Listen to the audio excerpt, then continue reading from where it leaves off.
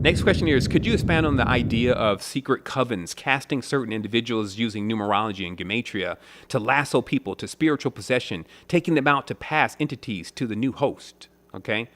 And I could tell you personally that I get into less of this kind of thing these days. And it's only because I find it as having almost no value anymore, especially since we're going into 2020 here. And it's time for us to stop looking into other people's situations and other people's lives and start paying attention to what's going on with self, and realizing that all is self and that many people are not exposed to the same level of knowledge and awareness and even moral bearing that you are. Like even your great grandmother probably had little to no access to some of the mindful tools that we have today.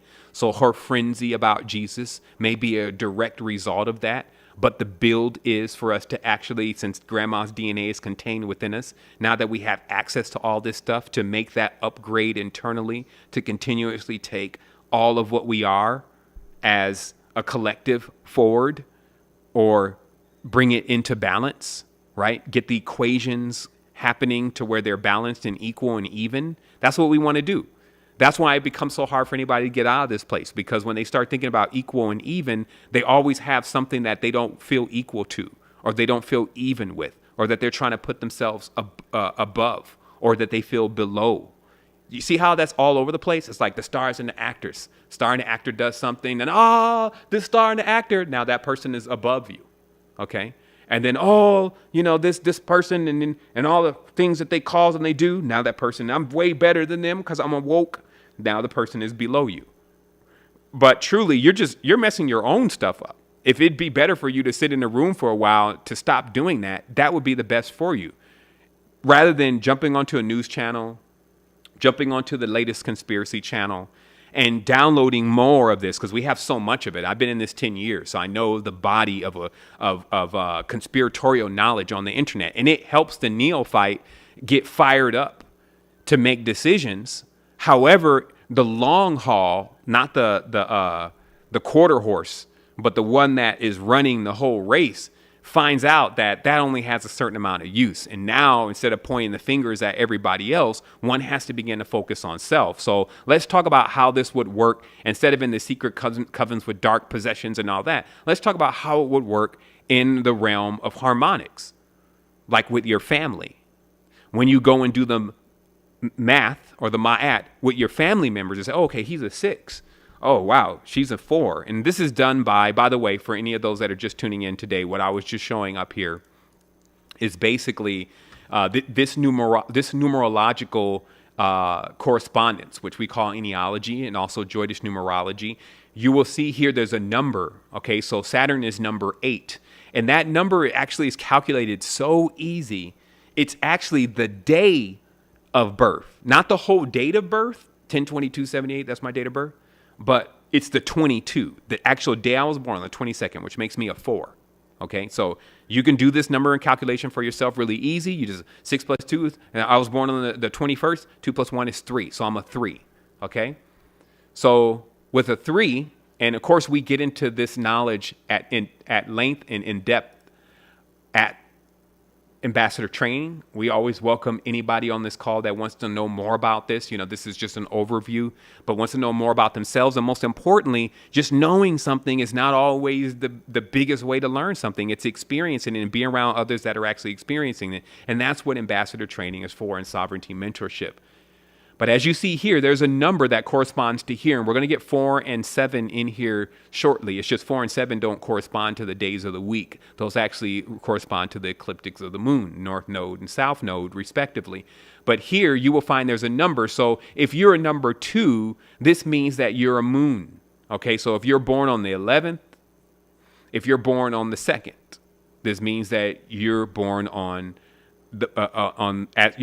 you're the archetype of the moon. And so these are the colors that strengthen you. These are the elements that strengthen you and get you electrochemically balanced. These are the herbs that correspond to this day and bring in that same energy of Monday. Obviously, that's the moon. That is our third eye chakra in this 10th subconscious. Also, I will bring a note here to when we investigated these systems of correspondences deeply, and remember, this has been going on for years. This is not something we just found something and there it is. For years and years, we've been updating this system of correspondences, and now it is the most precise.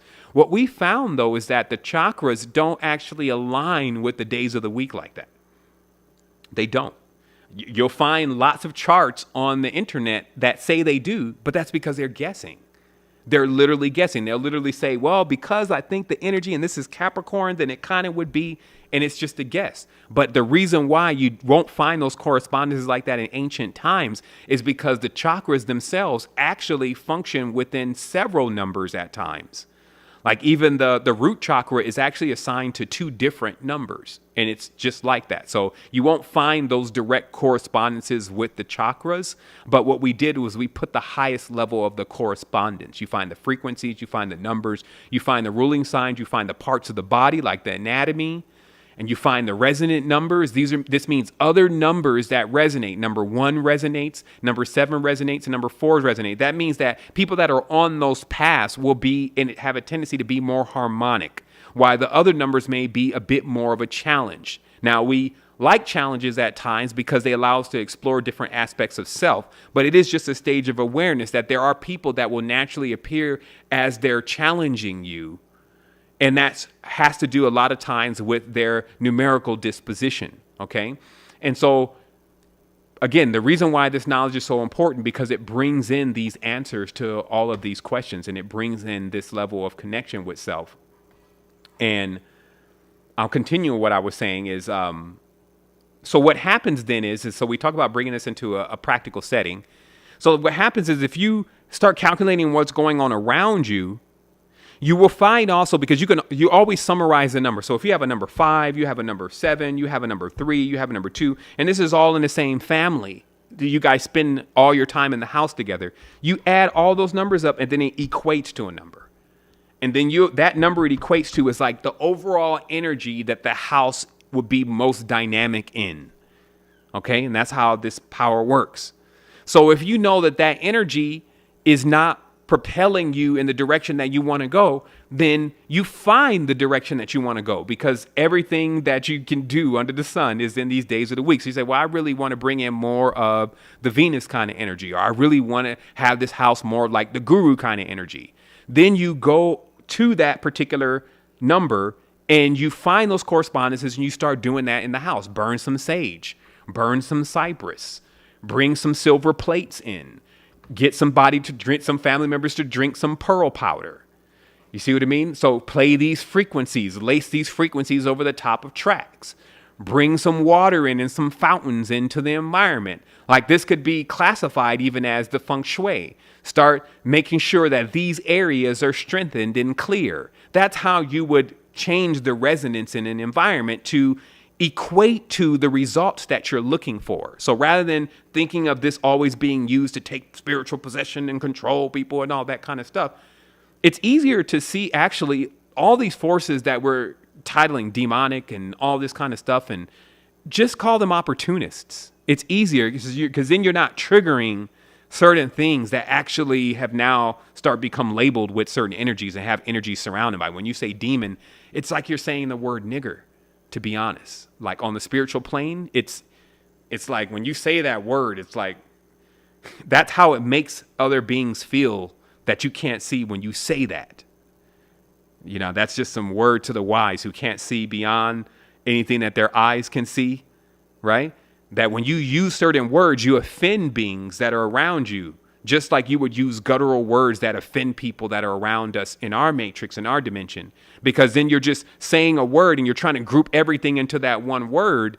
And that would be just like you trying to group a whole group of people into one word and say they're all like that. And then that word being somewhat now deemed derogatory. I want you to remember that. So it's better to say opportunist, because what happens is, as I said in my podcast just recently, is that you have many beings around you. Almost every being is trying to find an opportunity, trying to find a way here. And who is going to limit that? And who is going to say what are the boundaries of that? That's the Saturnalian principle that actually tries to map out those boundaries and maps out those boundaries and keeps those rules going on.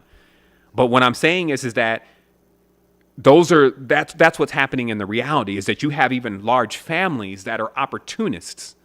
But in order for that to work properly, they have to have a mathematician. That's why you got Kabbalists, right? Like they do all the numbers and this is the favorable day and name him this to accomplish this endeavor, say these words. All that stuff is all just numerology. It's just gematria.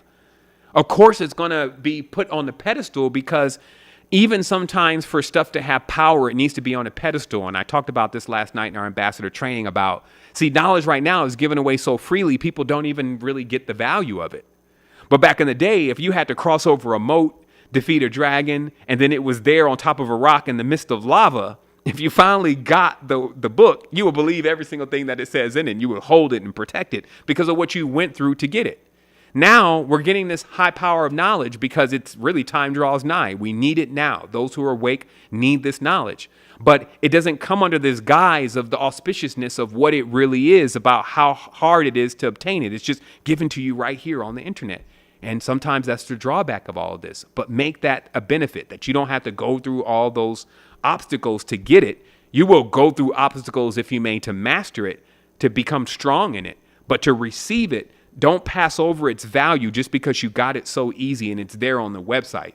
Because to believe it or not, these pages, as Google Analytics tells us, they don't get much feedback. They never actually, even on the original site, got much feedback. So there's still not thousands and thousands of people that are aware of this knowledge. It's in the hundreds still. And even less people who actually know it and are able to pop it off and even incorporate it into the way they build things in their lives. Okay?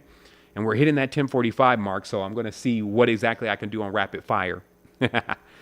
Let's go and activate rapid fire mode. I need a little sound bite for that. Rapid fire. So again, utilizing that power and that numerology and the beings that are around you with the archetypes in order to create and manifest the reality of the future that you're looking for, and moving your mind away from all these covens and dark, Kardashian guilds and all this shit that actually is, even when you figure it all out, you've grown none and you've wasted all your time. Start firing this stuff into how it's going to actually benefit you.